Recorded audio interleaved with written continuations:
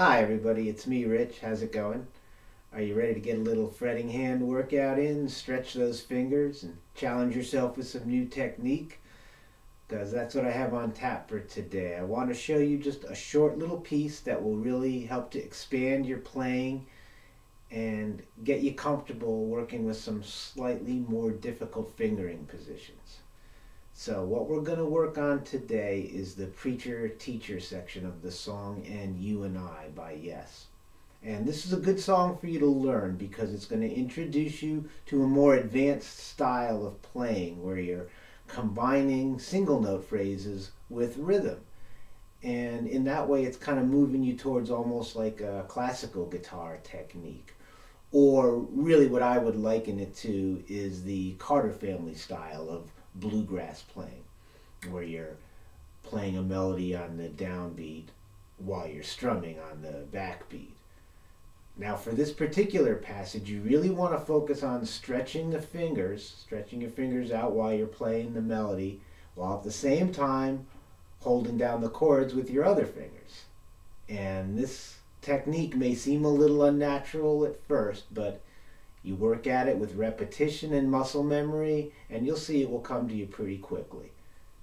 So let's give it a whirl, shall we?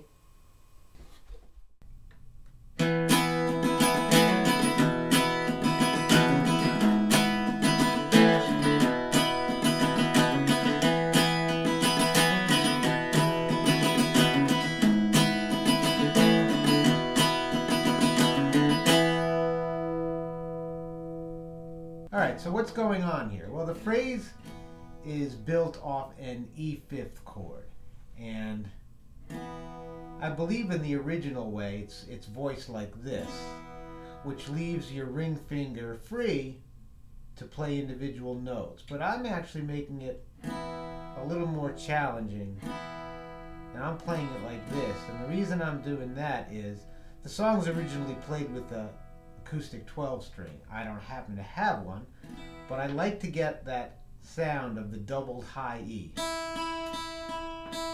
order to do that, I have to use my pinky to play the E string, to play the E note on the B string on the 5th fret. So it makes it a little more challenging because that way I'm using my ring finger to play the B on the G string, so I don't have that free. It's going to make it a little more challenging. So once again, you're playing the E5 chord, and you're doing it, in my method, you got your open E string on top, then you're playing the E on the 5th fret with the B string, and then you're also playing your B on the G string 4th fret with your ring finger, and then finally with your index finger you're on the D string 2nd fret to play an E.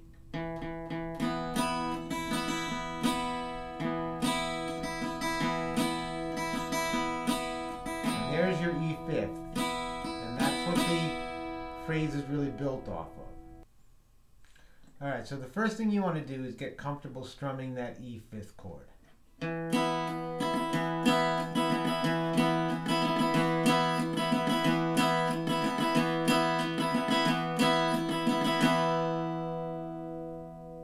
Now we're going to take a look at the single note phrase that you're going to be playing on top of the rhythm.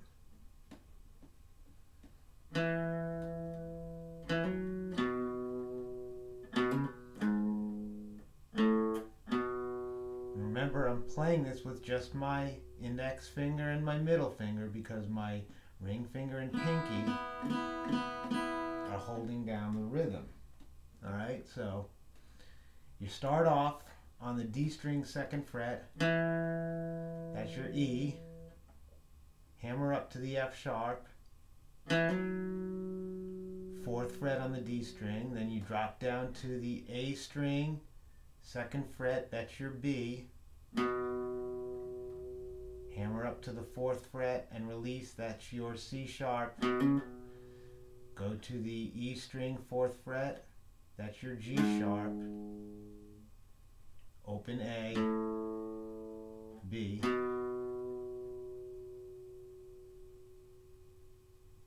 and so that's it for the first part. Now let's put them together.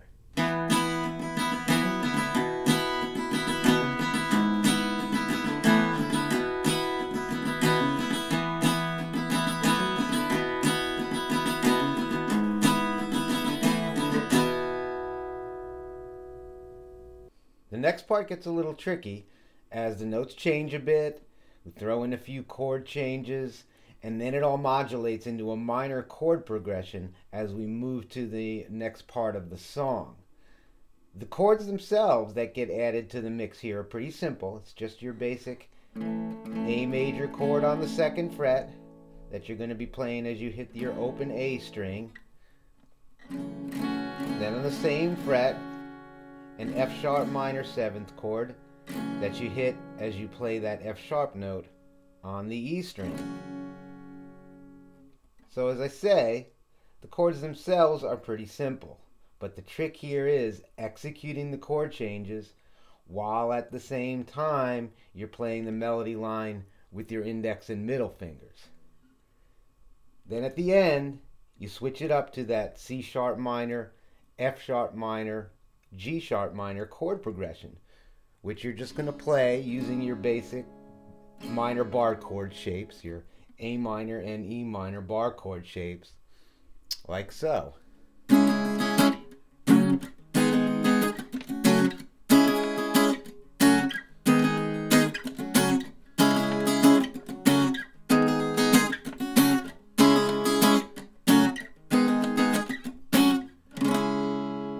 Once again, this is just the C sharp minor is just your A minor bar chord shape played in the 4th position.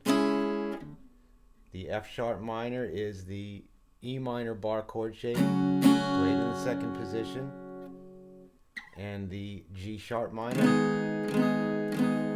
is the same E minor chord played in the 4th position.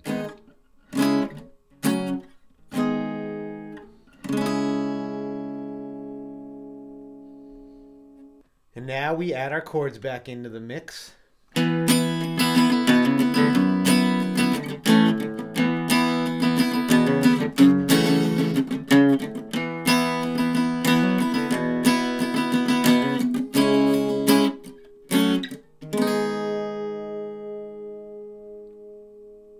All right, so at this point, we're ready to put everything that we've learned together and take it all from the top.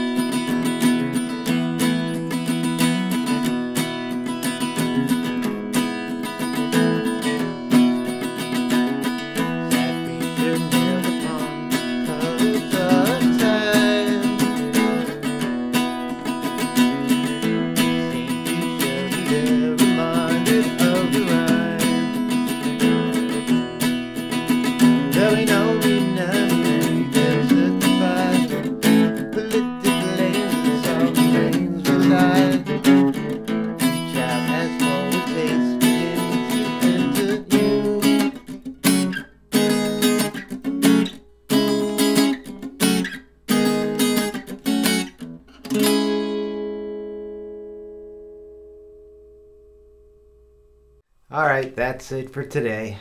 So work on that, and in the meantime, I'm going to work on figuring out the other 8 minutes of the song. Until next time, peace.